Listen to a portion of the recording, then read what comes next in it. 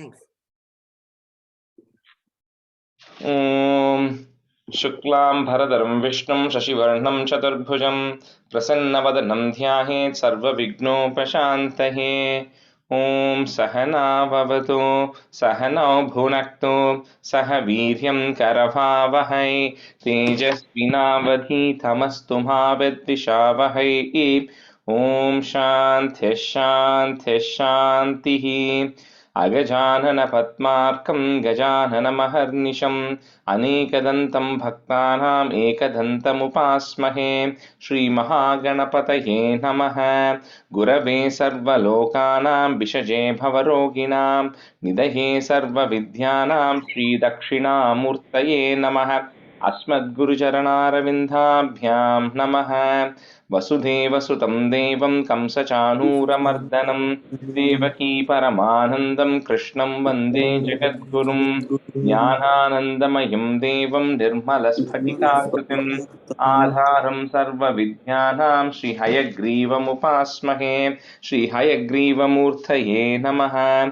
सरस्वती नमस्तुभ्यं वरदे कामरूपिणि विद्यारम्भं करिष्यामि सिद्धिर्भवतु मे सदा। श्रीमहासरस्वत्यै नमः।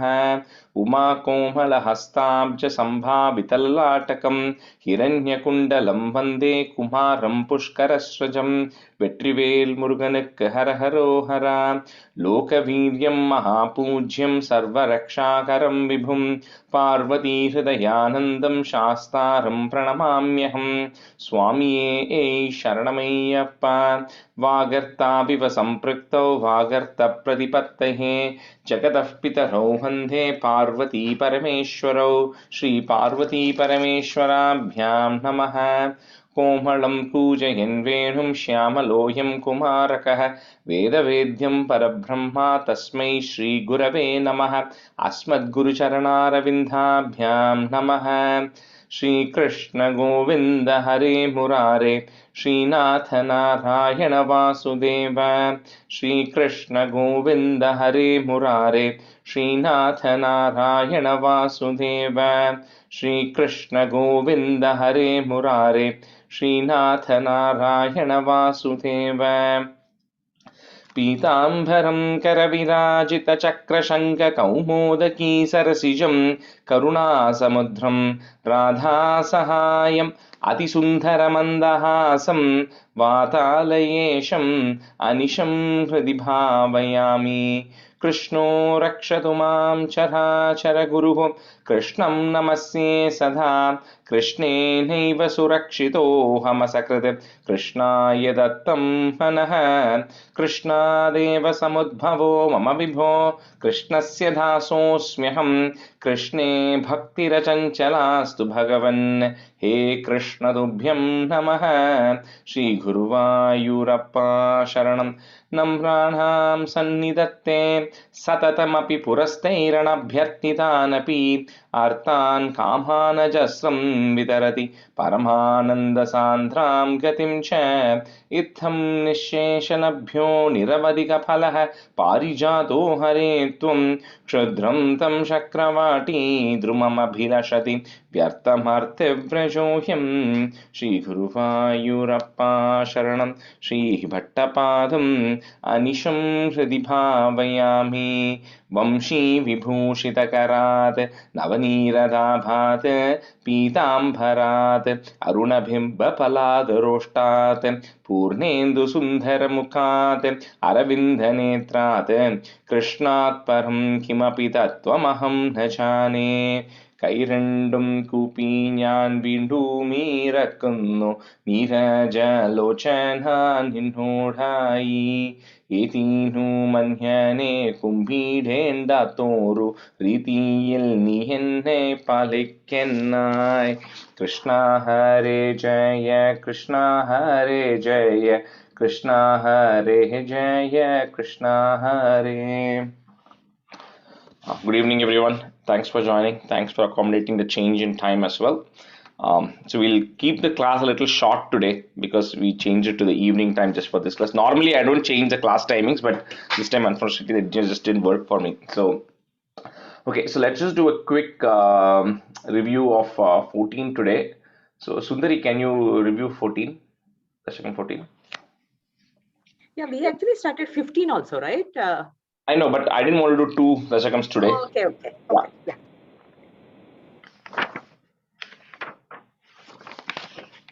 समनुस्मृततावकाङ्घ्रियुग्मः समनुः पङ्कजसम्भवाङ्गजन्म निजमन्तरमन्तराय हीनं चरितं ते कथयन् सुखं विनाय समये खलु तत्र कर्दमाक्ष्यो द्रुहिणच्छाय भवस्तदीयवाचा धृतसर्गरसोन्निसर्गरम्यं भगवंस्त्वामयुतं समासिषेवे गरुडोपरि कालमेघकम्रं विलसत्केलिसरोजपाणिपद्मं हसितोल्लसिताननं विभो त्वं वपुराविष्कुरुषे स्म कर्दमाय सुवते पुलकावृताय तस्मै मनुपुत्रीं दयितां न वापि पुत्रीः कपिलं च सुतं स्वमेव पश्चात् स्वगतिं चाप्यनुगृह्य निर्गतो भूः समनुष्यतरूपया महिष्या गुणवत्या सुतया च देवहूत्या भवदीरितनारदोपदिष्टः समगात् कर्तमम् आगति प्रतीक्षम् मनुनोपहृतां च देवहूतिं तरुणीरत्नमवाप्य कर्दमोऽसौ भवदर्चन निर्वृतोऽपि तस्यां दृढशुश्रूषणया दधौ प्रसादं स पुनस्त्वदुपासनप्रभावात् दयिता कामकृते कृते विमाने वनिताकुलसङ्कुलो नवात्मा व्यहरद्देव पथेषु देवहूत्या शतवर्षमथ व्यतीत्य सोऽयं नवकन्या समवाप्य धन्यरूपाः वनयानसमुद्यतोऽपि कान्ताहित्कृत्वजननोत्सुकोऽन्यवाप्सीत् Last thing, hita kritva jana. Last line, first word. कृत्त Lila, I think the last line, first word, you're saying hit krit, you're saying hita krit, ta, full ta, hita. Oh, yeah. Okay. वनयान समुद्यतोऽपि कान्ताहितकृत्वजननोत्सुकोऽन्यवात्सीत् निज भर्तृगिरा भवन्निषेवा निरतायामथ देवदेवहूत्यां कपिलस्त्वमजायथा जनानां प्रथयिष्यन् परमात्मतत्त्वविद्याम् वनमेयुषि कर्दमे प्रसन्ने मत सर्वस्वम् उपादिशन् जनन्यै कपिलात्मकवायुमन्दिरेश त्वरितं त्वं परिपाहि मां गदौघात्. Shri Krishnaya Parabrahmane Namaha. Very good. Okay, we'll start with Dashakam 17. We'll just do that today. So Lata, you can be a student, and Usha Garu, you can be a student. Yes, Rajesh Garu. Yeah. Yes, sir. All right, let's do this. Shri Krishnaya Parabrahmane Namaha. So Dashakam 17 is Dhruva Charita Varnanam. So it's description about the history or Charitam of Dhruva. उत्तानपादनृपतेर्मनुनन्दनस्य जाया बभूव सुरुचिर्नितरामभीष्टा अन्यासु नीतिरिति भर्तुरनादृता सा त्वामेव नित्यमगते शरणं गताभूत्. So if you remember, we were talking about Swayambhuva Manu in the 14th Dashakam, right? So Swayambhuva Manu, we said, had 2 sons and 1 daughter.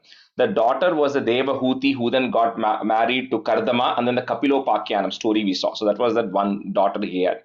He had 2 boys. One was Uttanapada, and other is Priyavrata. Priyavrata, it's going to come later in the chapters. So this Uttanapada So because they were all descendants of Brahma himself and then Swayambhuva Manu himself, so they all were of course very sticking to religious principles, and they were very devoted, and they were all what do you call, very pious and religious and everything. Now this Uttanapada had two queens. One was Suniti, second is Suruchi, Suniti, Suruchi. So this first one, Suniti, was very favorable to him. So he liked Suniti a lot. However, sorry, he liked Suruchi a lot. Sorry, I'm just wake up early morning. He liked Suruchi a lot. However, his other wife Suniti was being completely ignored by her husband. So he never even used to treat her as a wife, right? Let alone anything. So he was completely ignored. And however, she knew that. So she realized that the king never cared for her. So what she used to do was always Sharanam Gata Bhut. So always she was devoted to you because she knew that was her only hope. That was the only hope in the world. So she was always focused on you. So Uttanapada Nripater Manu Nandhanasya, Jaya Bhabuva Suruchir Nitaram Abhishta. So in the word Abhishta, and I say this, for those who are Tamil, the word Abhishtu in Tamil, they say it like as if they're scolding you. Abhishtu they say, but Abhishtu in Sanskrit means very favorable. They praised, you're very dearer or closer. It's the exact opposite meaning. So that's why Suruchi is Abhishta. She was really most favorable to him. Anya Sunitiriti Bhartur Anadrita. If you want to break it, you can break it at the Ra, or you can say it together. Bhartura Nadrita Sa, Twameva Nityam Agatihi, put ish, Agatish, Sharanam Gathabhut. उत्तानपादनृपतेर् मनुनन्दनस्य जाया बभूव सुरुचिर्नितरामभीष्टा अन्या सुनीतिरिति भर्तुरनादृता सा त्वामेव नित्यमगतिः शरणं गताभूत्. उत्तानपादनृपतेर्मनुनन्दनस्य जाया बभूव सुरुचिर्नितिरामभीष्टा नितरामभीष्टा अन्या सुनीतिरिति भर्तुरनादृता सा त्वामेव नित्यमगतिः शरणं गताभूत्.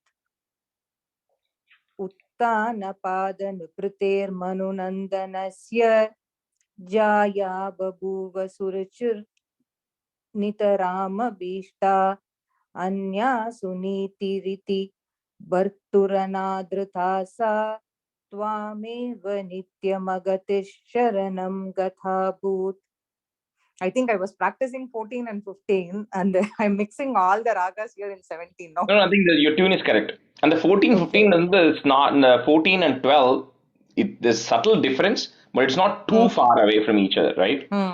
Only for the people who are really good in music will be able to isolate the exact difference. For rest of us, it all kind of sounds the same.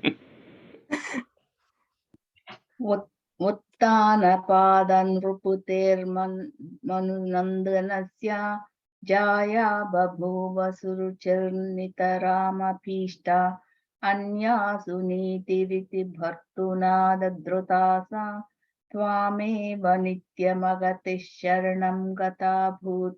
Go to the third line. Bhartu is a husband. Anadrita. So that's the word. So Bharturanadrita. Okay. उत्तानपादनृपतेर्मनुनन्दनस्य जाया बभूव सुरुचिर्नितरामभीष्टा अन्या सुनीतिरिति भर्तुरनादृता सा त्वामेव नित्यमगतिः शरणं गताभूत्. Answer 2. अंके पितुः सुरुचिपुत्रकमुत्तमं तं दृष्ट्वा ध्रुवः किल सुनीतिसुतोऽधिरोक्ष्यन् आचिक्षिपे किल शिशुः सुतरां सुरुच्या दुस्सन्त्यजा खलु भवद्विमुखैरसूया. So this Suruchi, who was a favorite of Uttanapada, she had a son called Uttama. That's why it's the Uttamam, that's the word which comes in the first line.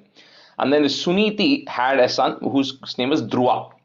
So because Suruchi was the most favorite, right? So her son Uttama always used to sit in the lap of the king. He was more closer to the king as well. So one day this Uttama was sitting on the lap of the king when when he sees. So what he also does is he rushes forward because he also wants to sit on his father's other lap.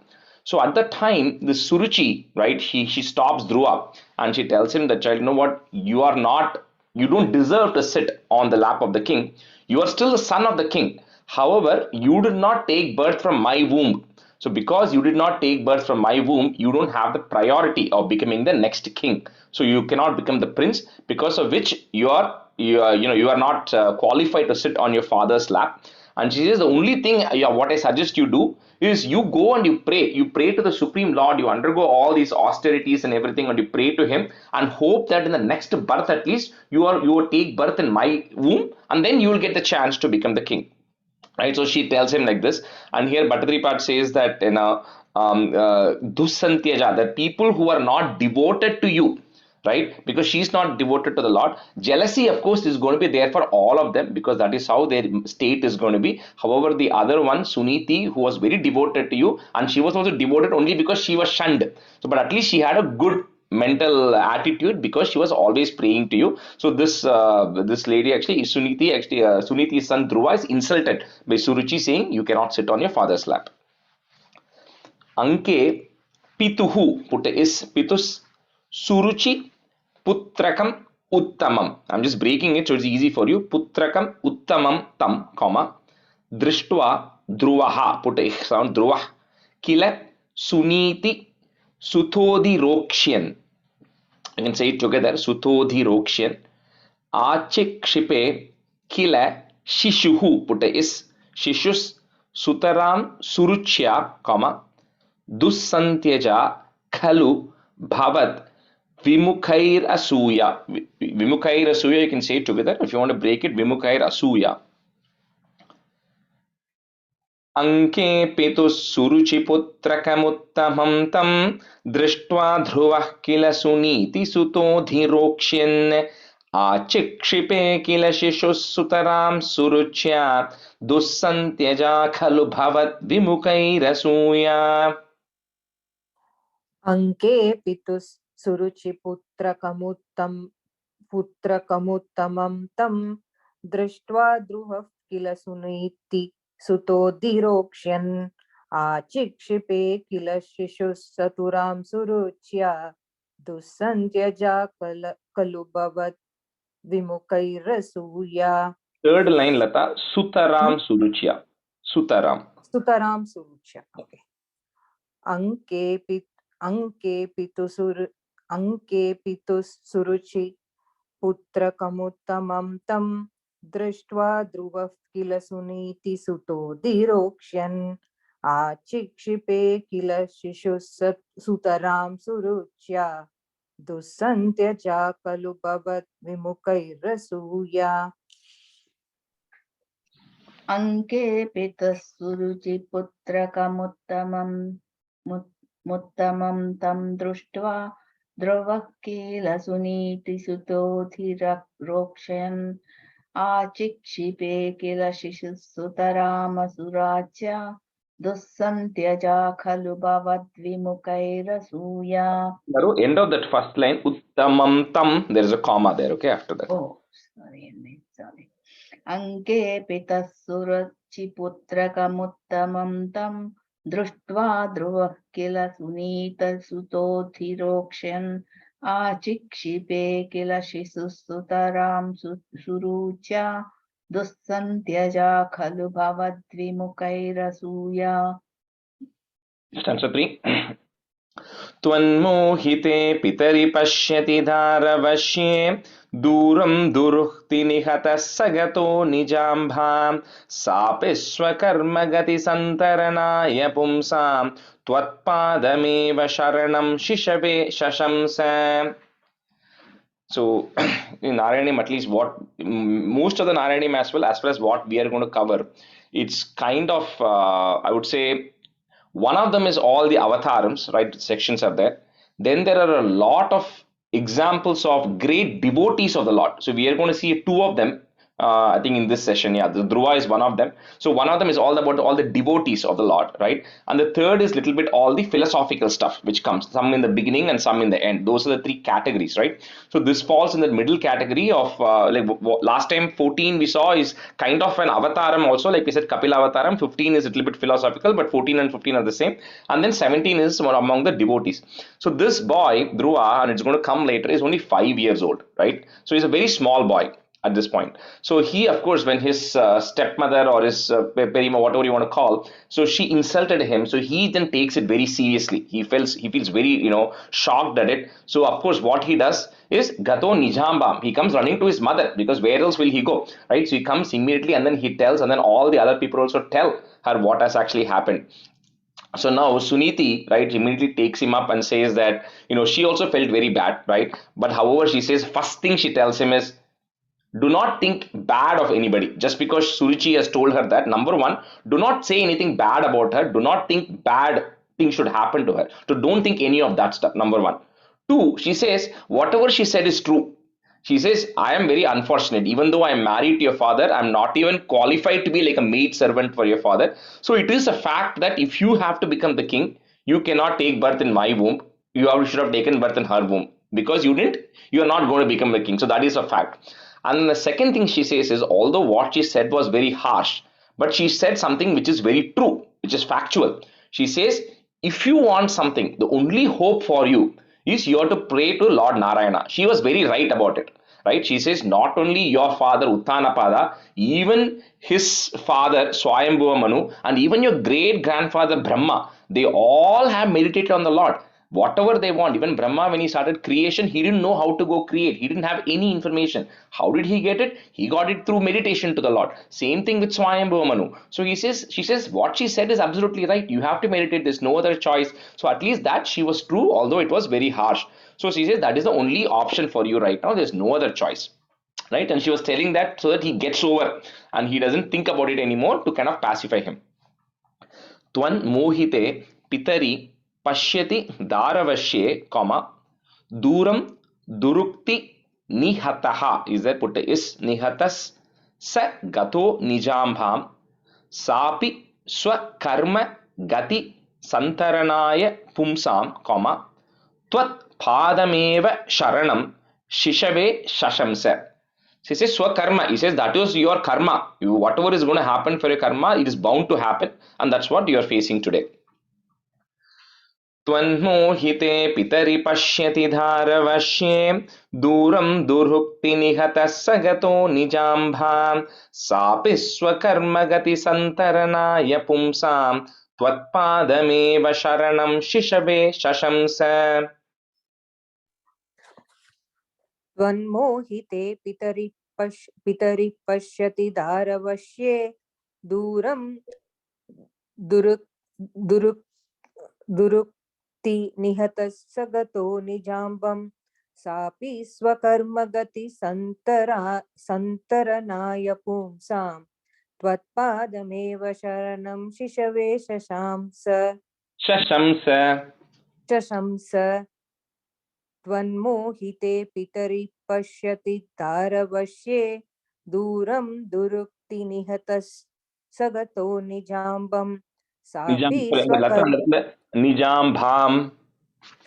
Okay, दूरं दुरुक्ति निहतः स गतो निजाम्बां सापि स्वकर्मगति संतरणाय पुंसां त्वत्पादमेव शरणं शिशवे शशंस.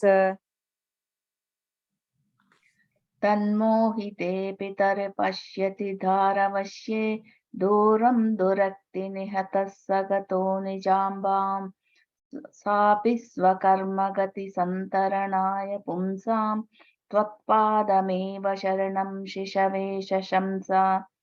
तन्मोहिते पितरि पश्यति धारवश्ये तन्मोहिते पितरि पश्यति दारवश्ये दूरं दुरक्ति निहतः स गतो निजाम्बां सापि स्वकर्मगति संतरणाय पुंसां त्वत्पादमेव शरणं शिशवे शशंस. Stanza 4. आकर्ण्यसोऽपि भवदर्चननिश्चितात्मा मानी निरेत्य नगरात् किल पञ्चवर्षः सन्दृष्टनारदनिवेदितमन्त्रमार्गः त्वामारराध तपसा मधुकाननान्ते. So this boy was not going to give up. So although he was kila panchavarshaha, he was only 5 years old, he was determined that, if that is the way for me to get what I want, I'm going to do that. So he leaves home, right? He leaves the kingdom, Nagarat, and then he starts walking. He doesn't know where to go, so, but he knows he has to leave home. So he decides to leave home and then he wanders around like all lot of small kids do, right? If they get angry, they say, I'm just going to leave home. They don't know where they're going to go, but they're leaving home, right? So he wanders. So at this time, Narada comes to hear about it, right? Because of course, Swayambhu Manu and Uttanapadas, right, son. So he says, let me go meet with this boy to see what is happening.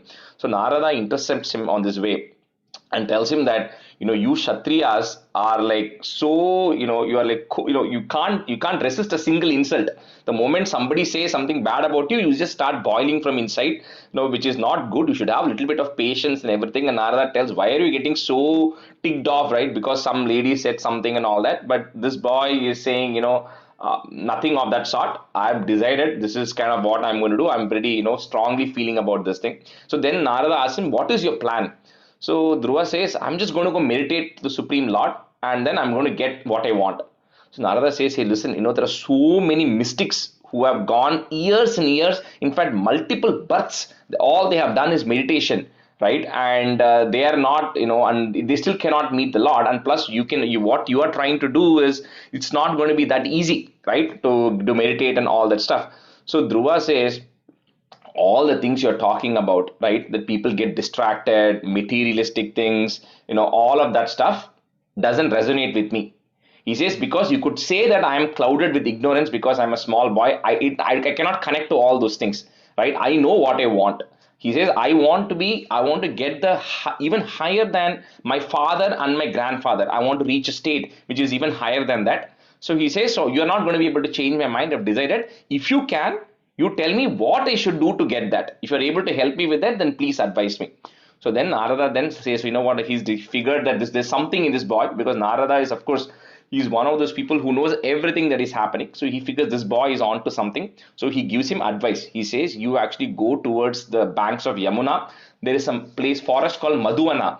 That Madhuvana is very precious for the Lord. So that Madhuvana also is also connected later on with Bhagavatam. All the rishis also are also settled there and everything. So he says, you go there and then he teaches him at least the process of Ashtanga Yoga. He says how he should, get into breathing, how he should sit, and how he should get into asana. And then he gives him a description of the Lord that he has to meditate on. He says, if you can do all these things and you focus on this vision of the Lord in your mind and meditate, and then he says, I'm actually going to teach you a very special mantra. He says, you chant this mantra for 7 nights continuously.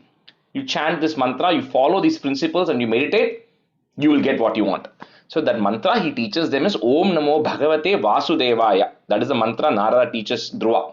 So he says, you go meditate on this and then you see. Then if you do all these things, maybe you will become successful. You will meet the Lord eventually, right? So that's what Narada says. And then he goes on, Dhruva goes on for tapasa. He goes on for meditation towards that Madhukananante, towards that forest.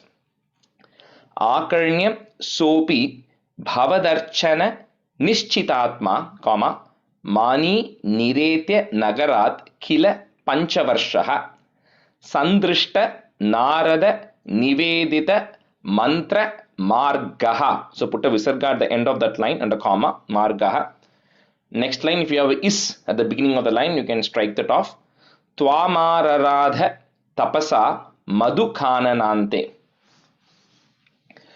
आकर्ण्यसोऽपि भवदर्चननिश्चितात्मा मानी निरेत्य नगरात्खिल पञ्चवर्षः सन्दृष्टनारदनिवेदितमन्त्रमार्गः त्वामारराध तपसा मधुकाननान्ते.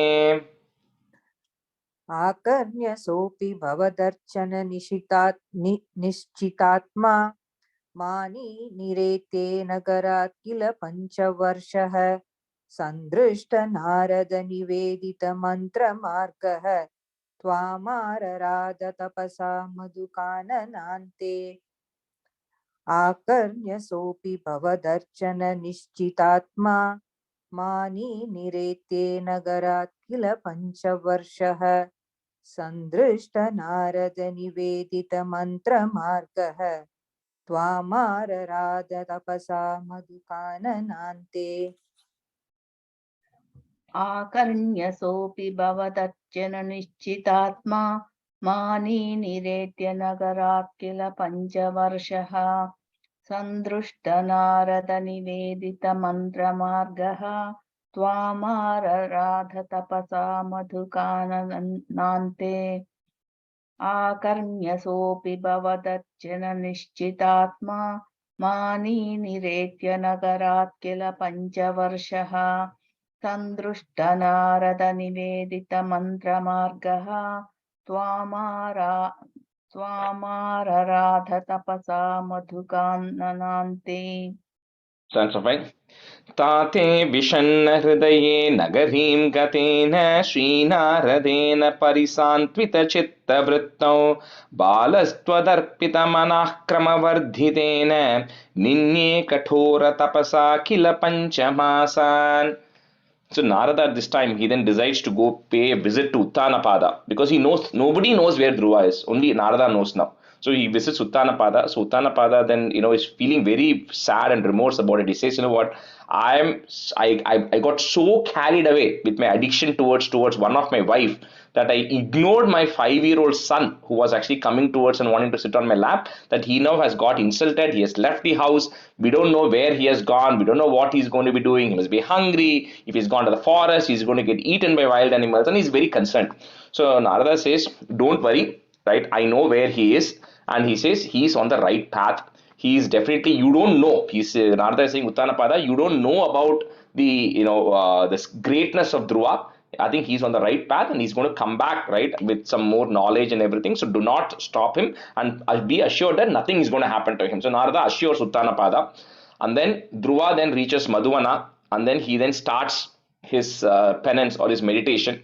And we're going to cover them in the next stanza. But he continues to meditate here for Panchamasan. For 5 months, he continues to meditate with Kathora Tapasa. And I'll describe that later. But essentially, it is like the intensity is increasing at an accelerated pace, right? Let's say, right? So it's becoming more and more intense, and getting the pace at which the intensity is also going is also much higher. And then he's completely committed himself to doing this. So Tate Vishanna Hridaye Nagarim Gatena put a plus. Sri Naradena. So Sri Narada who went to that Nagaram. So Nagarim Gatena plus Sri Naradena Parisant Vita. Okay, Parisant Vita Chitta Vrittau Balas Twadarpita Manaha put a ihson Manah Krama Varditena, comma Ninye Kathora Tapasa Kila Panchamasan. Tate Vishanna Hridaye Nagarim Gatena Srinaradena Parisantwita Chitta Vrittau Balastvadarpita Manah Kramavardhitena Ninye Kathora Tapasa Kila Panchamasan. ताते विषण्ण हृदये नगरीं गतेन श्रीनारदेन परिसान्त्वितचित्तवृत्तौ बालस्त्वदर्पितमनः क्रमवर्धितेन निन्ये कठोरतपसा किल पञ्चमासान्. That are the first 2 lines together, okay? Okay. ताते विषण्ण हृदये नगरीं गतेन श्रीनारदेन परिसान्त्वितचित्तवृत्तौ बालस्त्वदर्पितमनः क्रमवर्धितेन निन्ये कठोरतपसा किल पञ्चमासान्.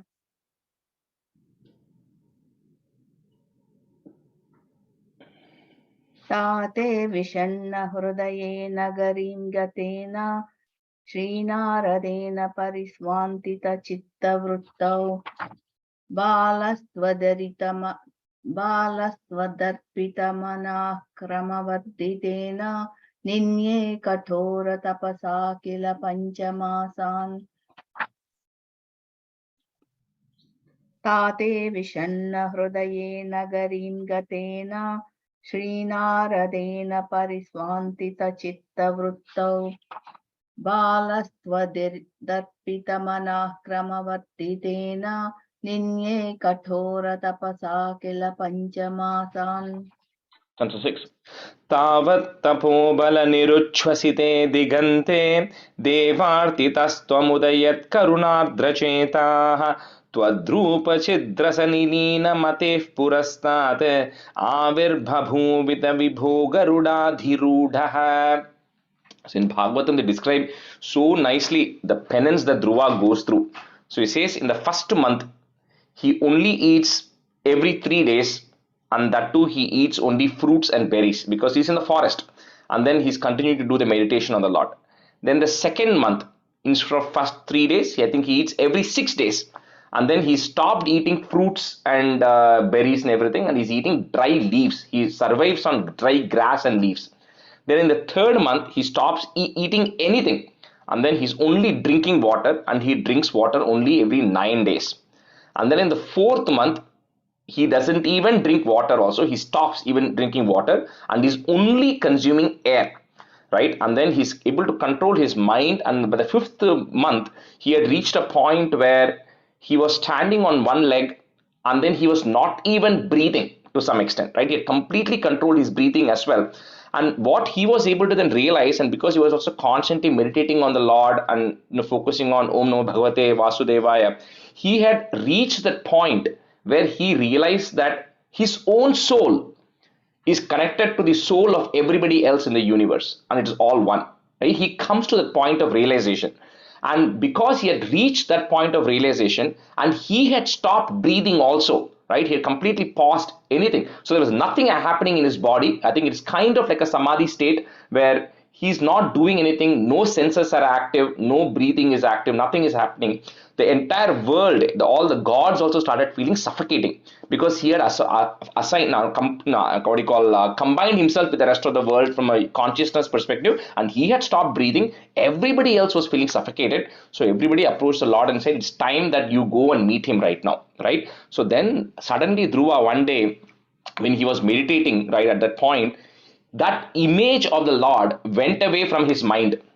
So that's how his meditation got broken after 5 months, right? So then he opened his eyes because he wondered what has happened. Why have I lost that Lord who I'm contemplating in my mind? And when he opened his eyes, he then saw that Lord in that form. I think, like we said, even for Kardama also, right? The Lord will come in the form that you meditate on. Whatever you can think of any form you want him to come. So he comes into Dhruva in the exact form that Dhruva is actually thinking about you. So Avir Bhabu Vita, you come right in front of him, Garudadi Rudaha, mounted on Garuda, and then Dhruva is able to see the Lord.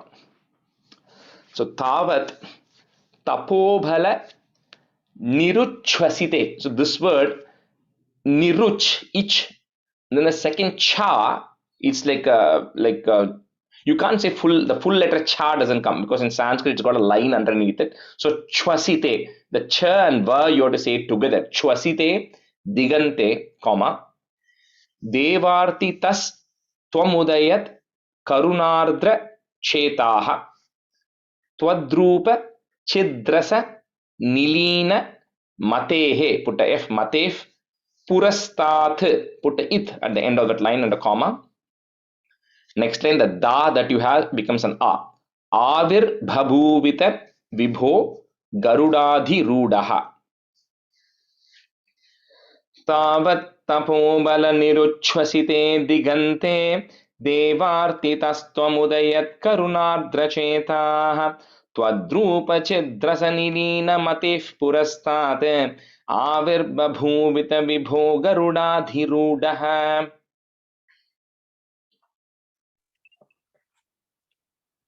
तावत् तपोबल निरुच्छ्वसिते दिगन्ते देवातितस्त्वमुदयत् करुणार्द्रचेताः त्वद्रूपचिद्रसनिलीनमते पुरस्तात् आविर्बभूवित विभो गरुडाधिरूढः. तावत् तपोबल निरुच्छ्वसिते दिगन्ते देवार्तितस्त्वमुदयत् करुणार्द्रचेताः त्वद्रूपचित्रसनिलीनमते पुरस्तात् आविर्बभूद्वित विभो गरुडाधिरूढः तावत्तपोफलनिरुच्छ्वसिते दिगन्ते देवार्तितस्त्वमुदयत्करुणार्द्रचेताः त्वद्रूपचिद्रसनिलीनमतेः पुरस्तात् आविर्बभूविध विभो गरुडाधिरूढः तावत्तपोबलनिरुच्छ्वसिते दिगन्ते देवार्तितस्त्वमुदयत्करुणार्द्रचेताः त्वद्रूपचिद्रसनिलीनमतेः पुरस्तात् आविर्बभूविध विभो गरुडाधिरूढः. Tantra 7. त्वद्दर्शन प्रमदभारतरङ्गितं तं दृग्भ्यां निमग्नमिव रूपरसायने ते तुष्टूषमानमवगम्य कपोलदेशे संस्पृष्टवानसिधरेण तथाधरेण. So when Dhruva saw the Lord that he was meditating on standing in front of him, like we said, that's how he realizes the Lord has come, right? So of course he does namaskarams and he prostrates in front of the Lord, and then he's like, the Bhattacharya says, Rupa Rasayane. He says the form of the Lord is so beautiful that Dhruva is just drinking the nectar of the beauty of the Lord when he actually sees him. And then when he looks at the Lord, he doesn't know what to do, right? So I think that is a lot of people, whoever have seen, right, say that is when you meditate for so many months and then you finally see the Lord, you don't know what to do, right? You're just kind of stunned, right? So same thing is happening with Dhruva. He's just stunned and he doesn't know what to meditate on. He doesn't know what to do. So he's just completely confused. And being a very small boy, he doesn't know any other prayer either. He doesn't know how to even praise the Lord, right? If you have to sing some Shruti or Shruti, nothing, he knows nothing about it. So the Lord, of course, knows what is in Dhruva's mind and the intention, that how he's actually stuck, because Dhruva is stuck because he's not able to say anything. So what he then does is, he takes the conch, dharena. Dhara is the conch of the Lord, which is supposed to be the source of the Vedas. So he takes the dharena and then kapola deshe, on the cheeks of Dhruva, he goes and touches that conch on Dhruva's cheeks. So tvad-darshana pramada bhara tarangitam tam, drigbhyam nimagnamiva rupa rasayane te tushtushamanam avagamya. If you want to break it, tushtushamanam avagamya kapola deshe, samsprishtavanasi darena tathadarena. त्वद्दर्शन प्रमदभारतरङ्गितं तं दृग्भ्यां निमग्नमिव रूपरसायने ते तुष्टूषमानमवगम्य कपोलदेशे संस्पृष्टवानसिधरेण तथाधरेण.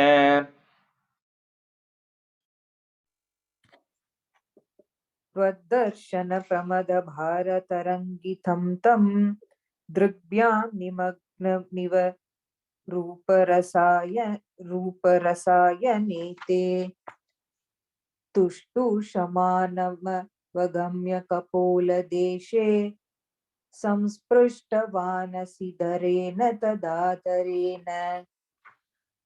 त्वद्दर्शन प्रमदभारतरङ्गितं तं दृग्भ्यां निमग्नमिव रूपरसायने ते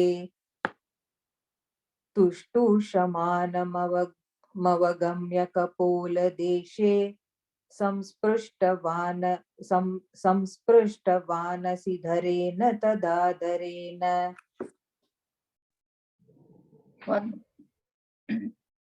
त्वद्दर्शन प्रमदभारतरङ्गितं तं दृग्भ्यां निमग्नमिव रूपरसायने ते तुष्टूषमाणमवगम्य कपोलदेशे संस्पृष्टवानसिधरेण तथाधरेण. त्वद्दर्शन प्रमदभारतरङ्गितं तं दृग्भ्यां निमग्नमिव रूपरसायने ते तुष्टुषमाणमवगम्य कपोलदेशे संस्पृष्टवानसिदरेण तथादरेण Translate. तावद्विबोधविमलं प्रणुवन्तमेनम् आभाषतास्त्वमवगम्य तदीयभावं राज्यं चिरं समनुभूय भजस्व भूयः सर्वोत्तरं ध्रुवपदं विनिवृत्तिहीनम्. So the moment the Lord touches Dhruva's cheeks with his conch, like we said, the conch, which is the source of the Vedas itself, all of a sudden Dhruva gets all the knowledge and all the information, and then he is now pretty much attained everything that he needs to know, right? So he then starts praising the Lord. Dhruva then goes on for a lot of time. He goes and praises the Lord because now he has got that information, and then the Lord then tells Dhruva that you have executed everything so perfectly, and I know what is in your heart, right? And although what you desire in your heart to be greater than your father and greater than your grandfather is something which is very difficult to fulfill, but is or something which is which you are asked for so much, he says, but I will still give you what you are asking for. He says you will eventually, you will first, he says, after you go back, after your father passes away or after your father transitions, you will rule over the kingdom, which was number one thing that Dhruva wanted. Says you will rule. Second, after that you're going to come back to my abode, you'll come back to Vaikuntham, from where there is no return back, right? And you will also become the ruler of the pole star. He says there's a pole star around which all the other solar systems, planets and everything go around, with the pole star to its right. So all the others, the Kashyapa Rishi, Shukra, all of them have rulers of various planets and various solar systems, but they all eventually have to go around this one pole star, which right now he says has no ruler, and then you are going to become the ruler of that pole star. So that's what the Lord blesses Dhruva, and then he tells him that it's time to now go back. So Tavat Vibhoda Vimalam Pranuvantam Enam, put a im at the end of the line, Pranuvantam Enam, comma. Next line, the ma goes away, it becomes a. Abhashatas Tvam Avagamya Tadiya Bhavam Rajyam Chiram Samanubhuya Bhajaswa Bhuyaha, comma. Sarvottaram, Sarvottaram is Sarva Uttaram, which is the greatest of everything. Sarvottaram Dhruva Padam Vinivritti Heenam. Tavat Vibhoda Vimalam Pranuvantaменham Abhashatastvamavagamya tadiya bhavam Rajyam Chiram Samanubhuya Bhajasva Bhuyah Sarvottaram Dhruvapadam Vinivrittihinam. तावद् विभूत विमलं प्रणुवन्तमेनं आभाषतास्त्वमवगम्य तदीयभावं राज्यं चिरं समनुभूय भजस्व भूयः सर्वोत्तरं ध्रुवपदं विनिवृत्तिहीनम् तावद् विभूत विमलं प्रणुवन्तमेनं आभाषतास्त्वमवगम्य तदीयभावं राज्यं चिरं समनुभूय भजस्व भूयः सर्वोत्तरं ध्रुवपदं विनिवृत्तिहीनम् विनिवृत्तिहीनम्. Okay, it is a short V, short ni. Okay. Correct. Okay. तावद् विबोधविमलं प्रणवन्तु मेनम् आभाषतास्त्वमवगम्य तदीयभावं राज्यं चिरं समनुभूय भजस्व भूयः सर्वोत्तरं ध्रुवपदं विनिवृत्तिहीनम् तावद्विबोधविमलं प्रणुवन्तु मेनम् Pranuvantaменham. Okay. तावद्विबोधविमलं प्रणुवन्तमेनम् आभाषतास्त्वमवगम्य तदीयभावं राज्यं चिरं समनुभूय भजस्व भूयः सर्वोत्तरं ध्रुवपदं विनिवृत्तिहीनम्. Stanza 9. इत्यूचिषे त्वयि गते नृपनन्दनोऽसौ आनन्दिताखिलजनो नगरीमुपेतः रेमे चिरं भवदनुग्रहपूर्णकामः ताते गते च वनमाधृतराज्यभारः. So after Tvai Gate, you, O Lord, you then end up leaving after saying all these things. So Dhruva at that time, because he's now a realized soul, he comes to the understanding that he said, what I was so ignorant, he says, he thinks to himself, right? He says that it is so difficult for somebody to get a chance to, pray to the Lord, to do meditation for so long, and then to actually see the Lord himself. And then when again you get an opportunity, why do you want to waste that opportunity? So he felt so bad that I was so cheap and ignorant that I wanted a kingdom, which is what the Lord saw through me. He said that I was so ignorant of me, but I should have not asked for anything at all, and the only thing I should have asked for was pure liberation from the life, cycle of life and death. That's what I should have asked for the Lord. But again, I was also very ignorant. But he's also very glad that the Lord understood that, and now Dhruva also has come to the realization what is absolutely needed. So eventually, he then goes back. He comes back to the town, and then Anandita Akhila Jano, all the people of the kingdom are extremely happy because they've all now heard about the greatness of Dhruva, and then they all welcome him. And then once his father then finishes his time, right, and then he has time, now it's transitioning over the kingdom. So Dhruva then takes over the administration, Rajyam. He takes over the administration of the kingdom for a really long time, and then because of your blessings, O Lord, everything he was ruling perfectly fine for a really long time. Ityuchishi Tvai Gate Nripanandanosau. So put a sau there. You have Nripanandanosa, you might have there.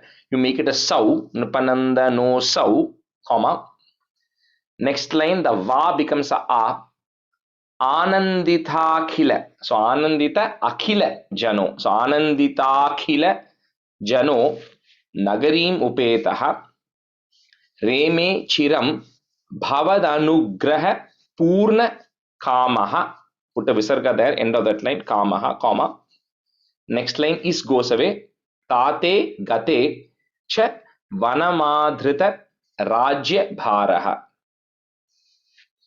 इत्यूचिषे त्वयि गते नृपनन्दनोऽसौ आनन्दिताखिलजनो नगरीमुपेतः रेमे चिरं भवदनुग्रहपूर्णकामः ताते गते च वनमाधृतराज्यभारः इत्यूचिषि त्वयि गते नृपनन्दनोऽसौ आनन्दिता किल जनो नगरीमुपेतः रेमे चिरं भवदनुग्रहपूर्णकामः ताते गते च वनमादृतराज्यभारः इत्यूचिषि त्वयि गते नृपनन्दनोऽसौ आनन्दिता किल जनो नगरीमुपेतः रेमे चिरं भवदनुग्रहपूर्णकामः ताते गते चे वनमादृतराज्यभारः. Tate gate cha. I think second time you said che or something. Okay. Tate gate cha vanamadritarajyabharah. युच्यूचिषि त्वयि गते नृपनन्दनोऽसौ आनन्दताखिलजनो नगरीमुपेतः रेमे चिरं भवदनुग्रहपूर्णकामः ताते गते च वनमादृतराज्यभारः युच्यूचिषि त्वयि गते नृपनन्दनोऽसौ आनन्दिताखिलजनो नगरीमुपेतः रेमे चिरं भवदनुग्रहपूर्णकामः ताते गते च वनमादृतराज्यभारः. Stanza 10. This one has got 11 stanzas. Stanza 10. यक्षेन देव निहते पुनरुत्तमेऽस्मिन् यक्षैः स युद्धनिरतो विरतो मनुक्त्या शान्त्या प्रसन्नहृदया धनदादुपेतात् त्वद्भक्तिमेव सुदृढाम् अवृणोन्महात्मा. So then time passes. Dhruva then is a ruler, right? So his brother Uttama, who at that point he one day he ended up going for some hunting or something, where he then gets killed by a yaksha who was one of the sons of Kubera. And Uttama's mother also, Suruchi also follows him, and she also ends up dying on the way.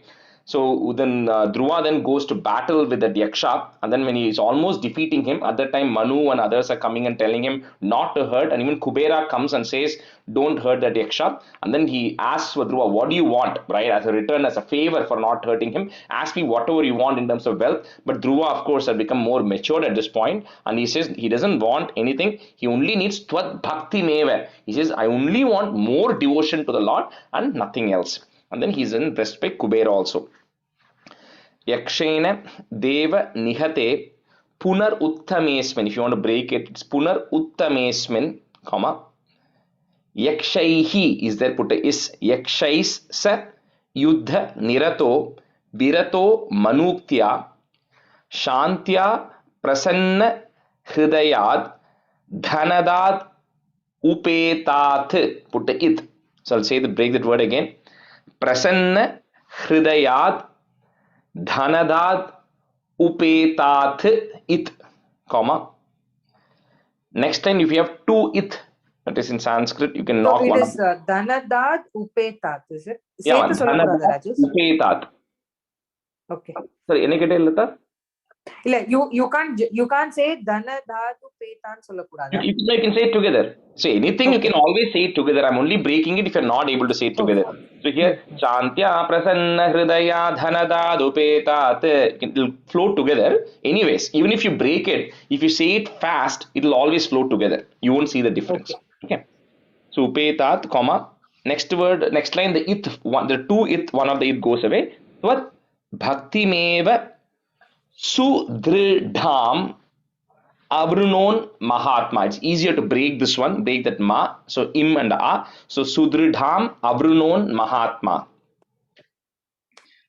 Yakshena Deva Nihate Punaruttamismin Yakshai sa Yuddha Nirato Virato Manutya Shantya Prasanna Hridaya Dhanada Dupetat Tvat Bhakti Meva Sudridham Avrunon Mahatma.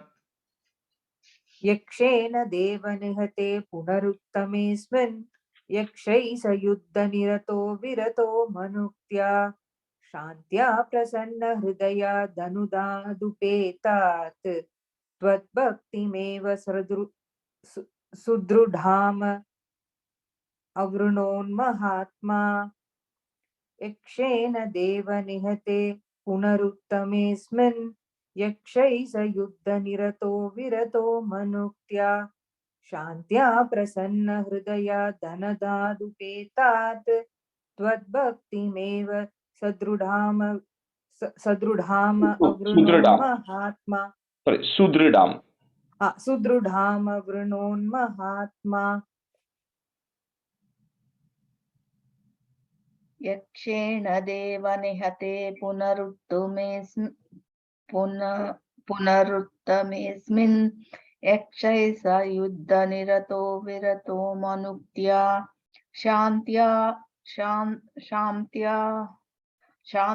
Prasanna हृदयाद्धनदादुपेतात् त्वद्भक्तिमेव सदृढामवृणोन्महात्मा. Sudridam Avrunon. सुदृढामवृणोन्महात्मा यक्षेण देव निहते पुनरुत्तमेऽस्मिन् यक्षै स युद्धनिरतो विरतो मनुक्त्या शान्त्या प्रसन्न हृदयाद्धनदादुपेतात् त्वद्भक्तिमेव सदृढामवृणोन्महात्मा. Sudridam, the last word. सुदृढां मवृणोन्महात्मा. Last answer. Yeah, correct.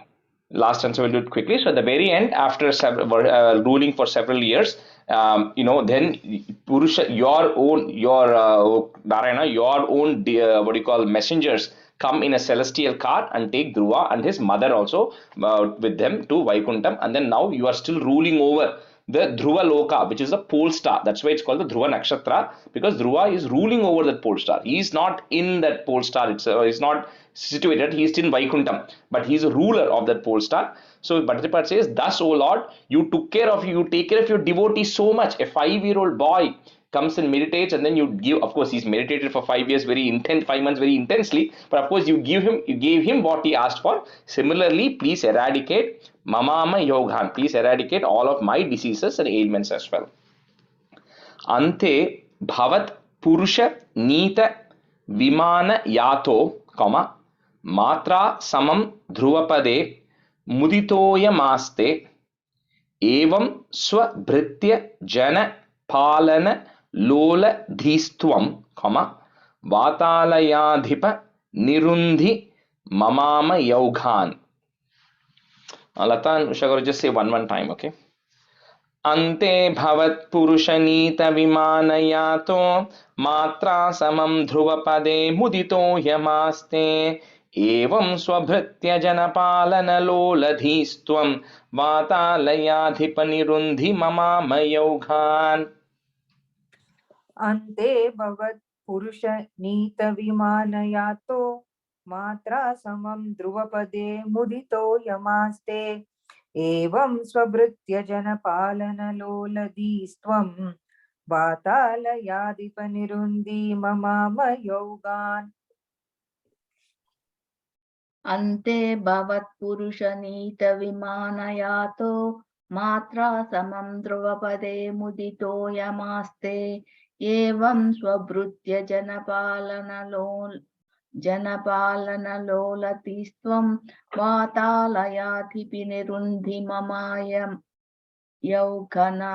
So say the last line. Vatalayadhipa nirundi. Vatalayadhipanirundi mamayaukhan. Mamama. Okay. Mamama yaukhan. Yeah. Shri Krishna Parabrahmane Namaha. It's a class today.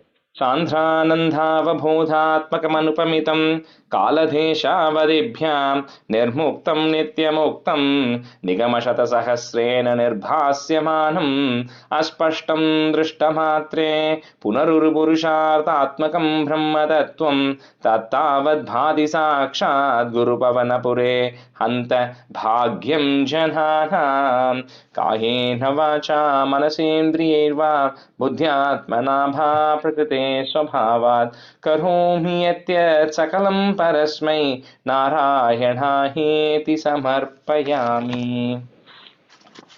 Thank you everyone. Have a great week. Thank you. Thanks, Yeah. Rajesh. Rajesh. Bye. Thank you, Rajesh.